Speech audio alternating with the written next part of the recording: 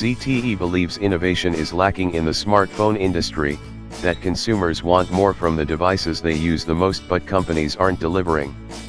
It's true.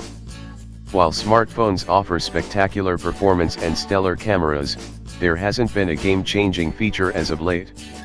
The minute differences between last year's iPhone 7 and this year's iPhone 8 are a good example.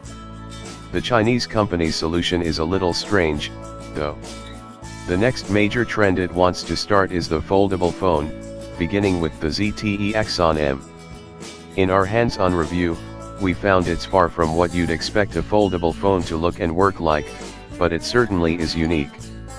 The Axon M kicks off a new category of devices in the Axon line. ZTE stresses that the device is not the successor to last year's Axon 7, which we can expect in early 2018. But is this foldable phone worth bending over for? There are two screens, one on the front and one on the back. You can unfold the back screen out to have two 5.2-inch LCD screens sitting next to each other, which makes it look like you're holding a miniature tablet.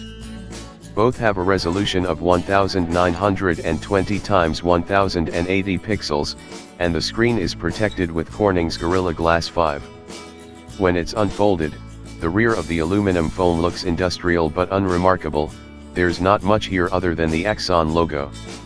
On the side with the two screens, the primary left display packs the only camera, on the top left edge, which we'll get to later.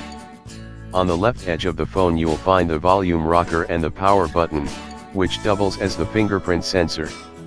There's also a quick launch button that you can use to access the camera via a double click, and you can customize it to launch your favorite apps with or without the second screen.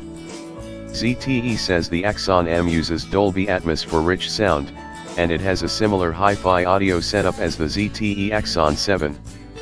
The main difference is the Axon 7 had dual front-facing speakers. There are dual speakers on the Axon M, but one's the top earpiece and the other is bottom firing and lives next to the USB Type-C charging port. The headphone jack is at the top of the phone.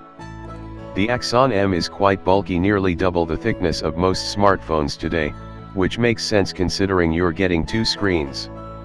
The thickness didn't feel too unnatural, though we'll have to carry the phone around for a longer time to see if it's cumbersome. When the phone is folded up, only the primary screen works, with some exceptions.